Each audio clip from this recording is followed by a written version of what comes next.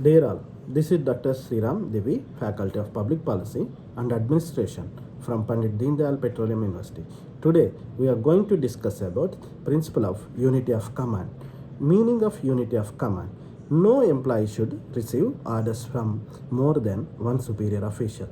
This is what is implied by a unity of command. A man cannot serve two masters at the same time. The unity of command means that employee should be subject to the orders of not more than one immediate superior officer.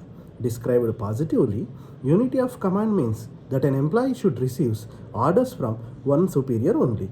It has been observed that if an employee receives orders from more than one superior, the orders tend to conflict with one another. The employees may be confused and he may not know whom to follow. He may also play games one superior against another. Take example of a typist. He may say to the first one that he is busy with the other's work and to the second one that he is busy with the first one's work. Thus, he may not do any work at all. In this case, the typist is subject to dual control, which leads to confusion and the blurring of responsibility.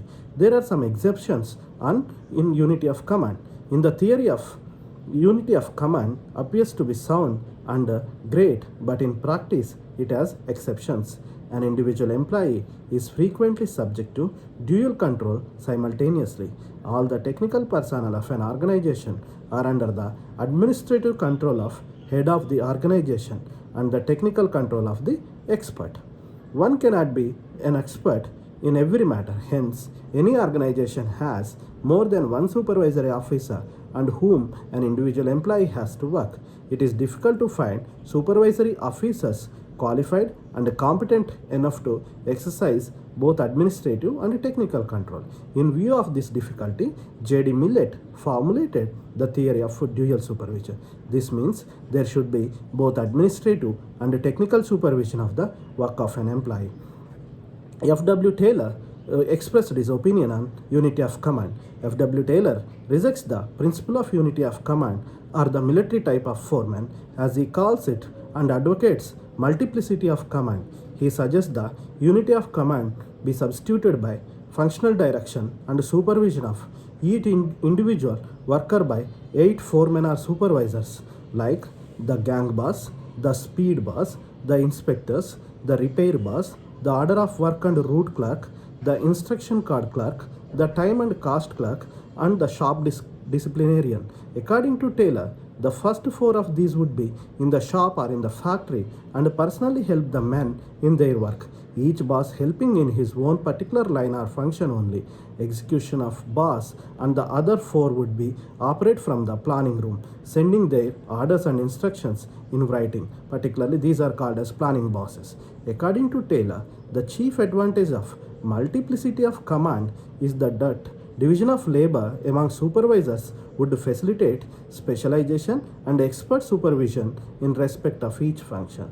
As we know, a single foreman cannot be an expert in this function. Taylor advocates this specialization for industry, but it has made its appearance in public administration too. In public administration, technical supervision is increasing side by side along with the general administrative supervision. This leads to the conclusion that the principle of unity of command has been broken down, but the advocates of the principle of unity of command argue that though all employees may be subject to the orders of more than one superior, the principle of unity of command may not be considered as broken. The administrator in government may have many bosses and may not be able to neglect none of them. According to Seckler Hudson, from one he may receive policy orders, from another person he may receive from a third person budget, from a fourth person supplies and equipments. Different orders may be secured from different bosses on different matters. So long as there are no conflicting orders on the same matter, there is no duality of command, hence there is no conflict in orders.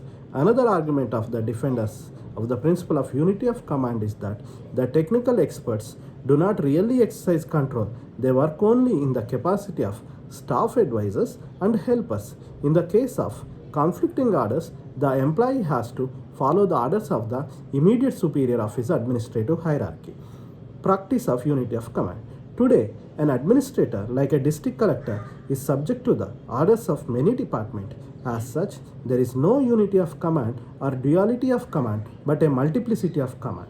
In such a case, the traditional approach to the principle of unity of command, that an employee should receive orders from only one superior, it is not practicable. If there is no conflict in command, duality or multiplicity of commands need not be objected to. In case of conflict or contradiction in the other orders of the superiors, the employee should accept and obey the orders of his controlling officer and bring to his notice that conflict in the different orders. Thank you.